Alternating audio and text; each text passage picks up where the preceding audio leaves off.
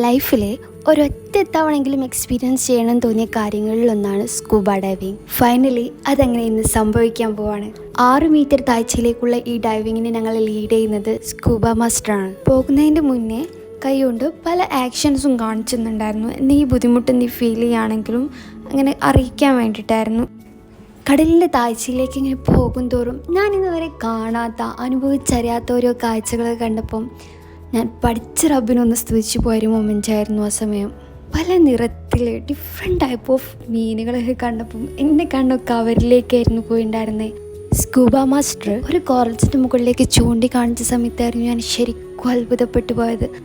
അതിൻ്റെ മുകളിൽ പറ്റി പിടിച്ചിരിക്കുന്ന കുഞ്ഞു കുഞ്ഞു ജീവൻ്റെ തുടിപ്പുകൾ, ആ ജീവികളൊക്കെ തൊടുന്ന സമയത്ത് അവരൊക്കെ ഉള്ളിലോട്ട് വലിയുന്നുണ്ടായിരുന്നു.